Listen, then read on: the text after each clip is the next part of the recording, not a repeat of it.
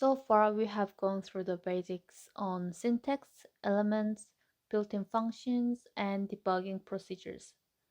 So for the rest of this talk, we will go through on how to set up condition and loop. After this, we will be ready to make our own templates for a batch process. First is condition.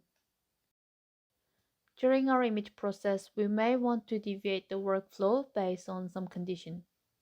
We can do this using if statement, and this is written this way that it starts with if and the condition we are setting up goes inside this round bracket. Then we can add action items inside these curly brackets, and these items will run when the condition is true. This is a simple example where we have set up a variable a as number 10, and using this if statement, set up a condition checking whether a is larger than 0. Well, a is 10, so it is larger than 0, and this condition is true, so the command inside this curly bracket, which is printing a is passive, will run.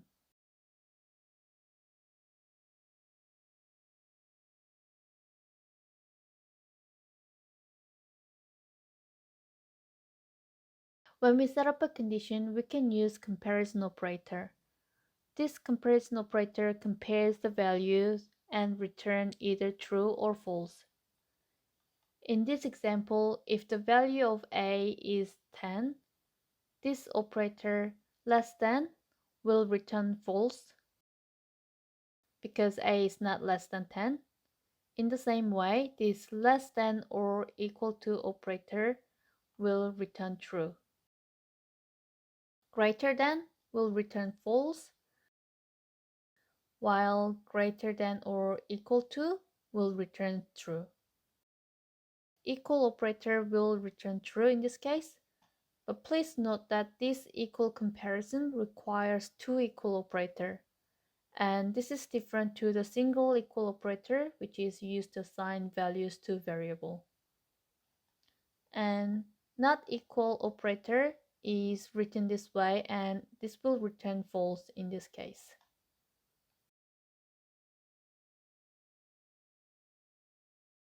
If condition can also be extended with the help of else statement.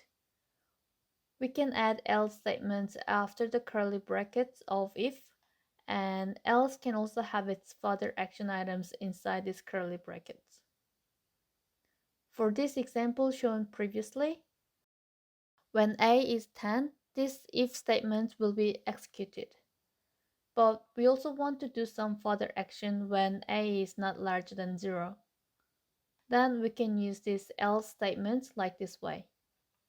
Let's test what happens if a is 0.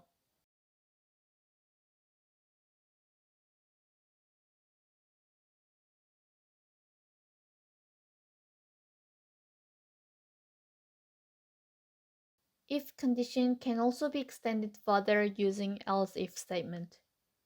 This goes in between the if and the else parts and adds additional comparison layer.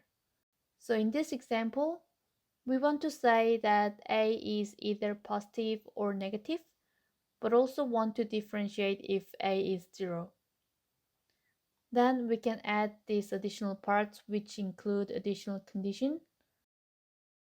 So in this code, what will be printed if a is minus 100? Let's test this in image.j. As I set the value of a as 0, this will print a is 0. If I set this a as minus 100, it will print a is negative.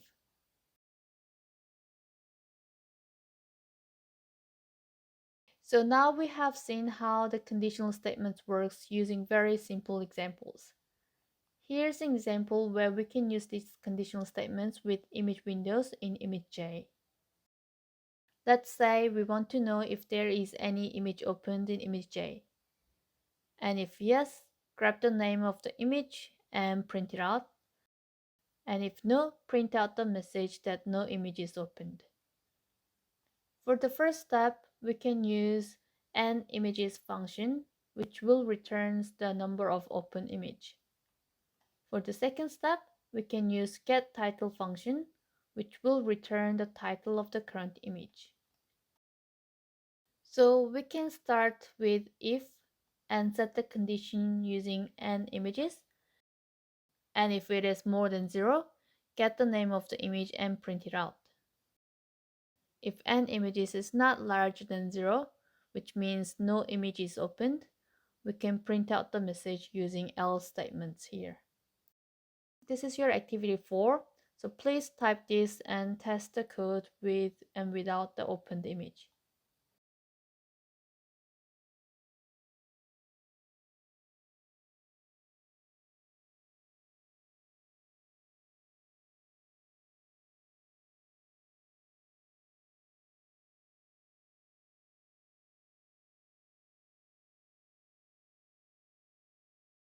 There are also another operator called Boolean operator.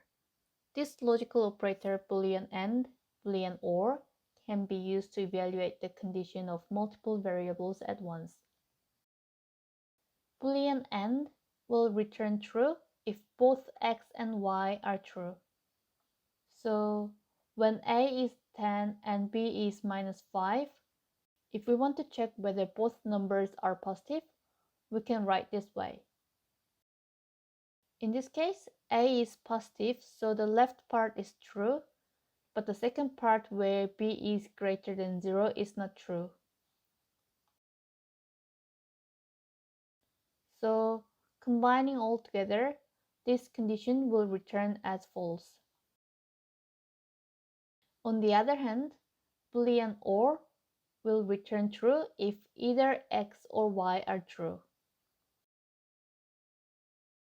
So in this case, just one of them being positive is good enough, and this will return true. Boolean NOT is simply the inverse operator, so it will return true if x is false, or return false if x is true. In this example, a being positive is true, so adding Boolean NOT will make it false.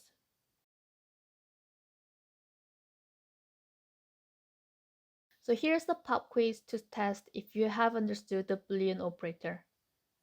First, try to think what will be the outcome of this code, and then validate your answer by running this on the script editor, and this is your activity 5.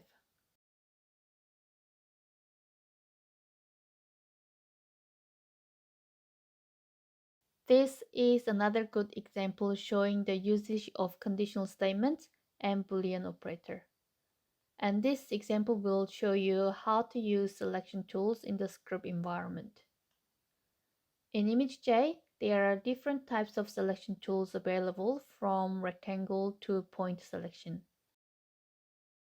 During the image process, we may want to find out what type of selection is currently done on our image. In this case, it's oval selection.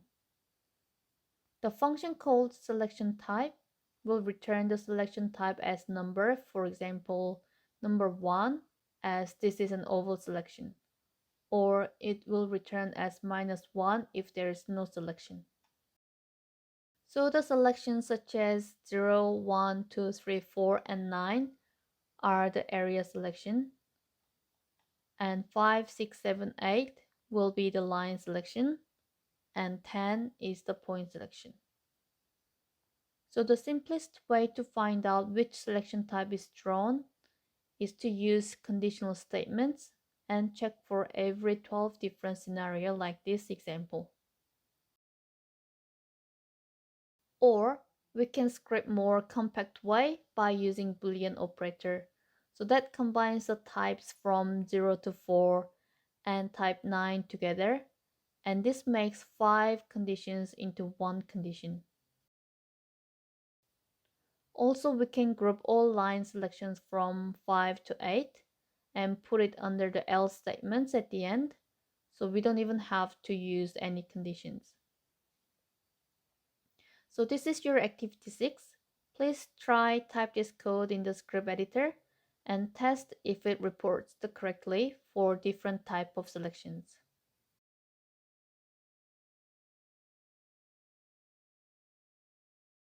So before we move on to the last topic, you'd be happy to hear that we have now covered every element of ImageJ macro language.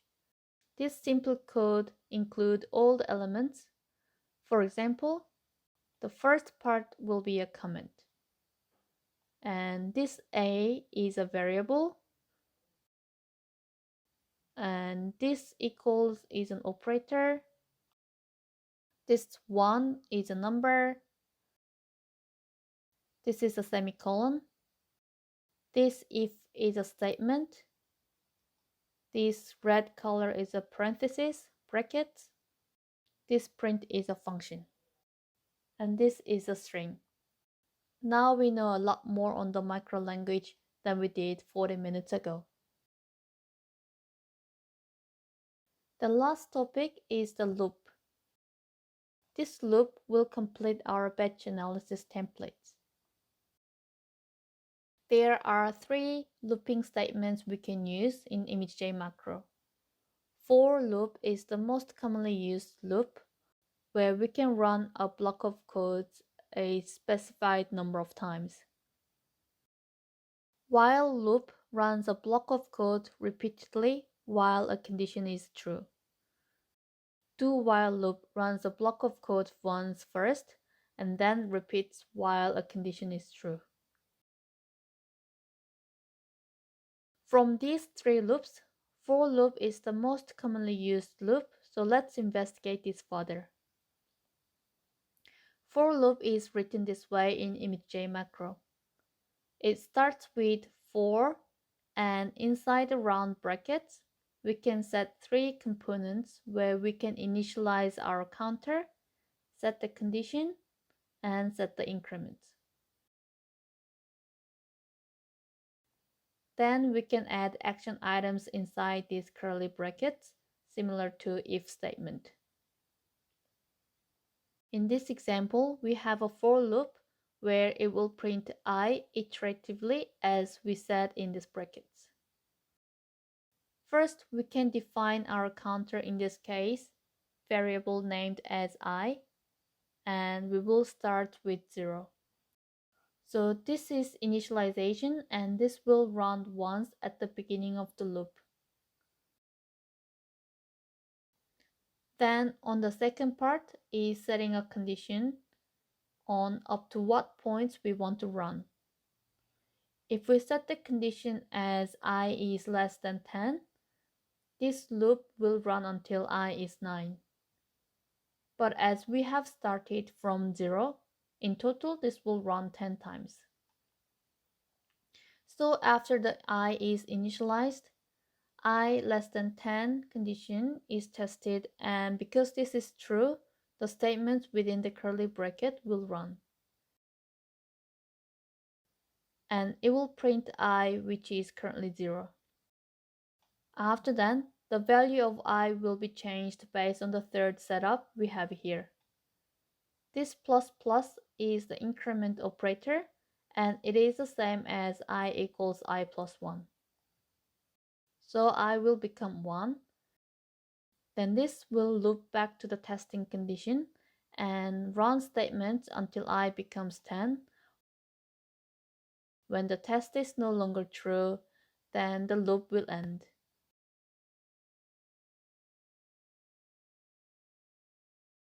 So in this example, you can see that this loop will print value from 0 to 9.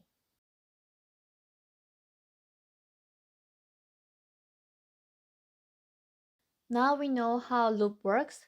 Let's try apply this for the files in a folder. In our demo image folder, we have 6 TIFF images under the cell counting folder. In our batch process, we want to open each image using the for loop. And we can start with this for loop template. And we can add what we want to do in each iteration. In this case, we want to open image, so I will add open command. At the moment, there are 2 issues with this code. The first issue is that we want to run this loop for the total number of files rather than 10. Also, another issue is that we need to specify the directory of the image rather than just saying image. Let's try to get the directory of the image first. The complete path of our image will be a combination of the folder path and the file name. For other image files in the same folder, the folder path will be the same and only the last file name will be different. So we can see this string as folder path and the file name concatenated with plus operator. So what we need is to get the folder path of our image folder and the list of files inside the folder to make a full path of each file. We can get the path of our folder by simply copy and paste on the scripts, but then this will be static. Instead, we can use built-in function called getDirectory. This function is written this way, and when we run, this will first display a file open dialog. And this will use the text added in this bracket as a title of the dialog. When we select the folder and click select from the dialog, this will return the path of the directory, and we will store this in our variable named in_dir.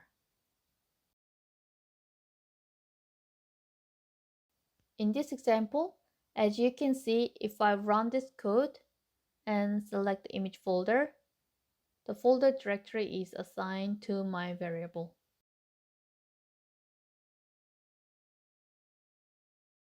The next step is to get the list of files inside that folder. We can do this by using the built-in function called getFileList. This function will return the name of the files as an array format. You can think of array as a stack of boxes, and each box contains the name of the file. In array, each box has an address in number, what we called it as index. And in image.j macro, this index always starts from 0. And each item can be called using its index inside the box bracket after the name of array. So list box bracket 0 is the same as nuclei-1.if. Now we can combine the folder path and the file list together.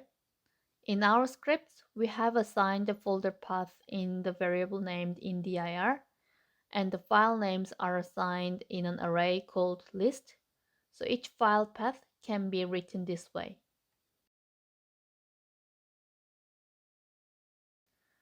So now if we put all scripts together, it will be like this. And now we know how to use for loops. We can put this repeating 6 lines of code into a for loop. So this is much simpler.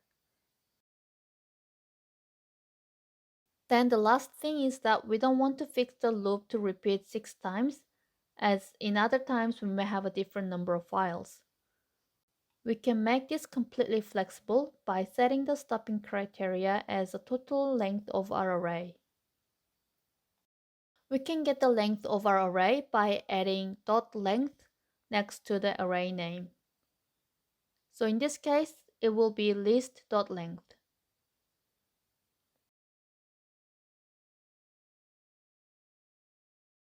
So now we have the scripts that will open the image from our specified folder, and we can now add image processing step inside the for loop, which we will practice tomorrow.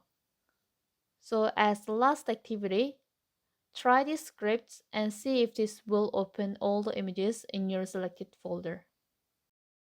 Once you have tested that this code is working, please save this as activity7.ijm file so we can use on day 2.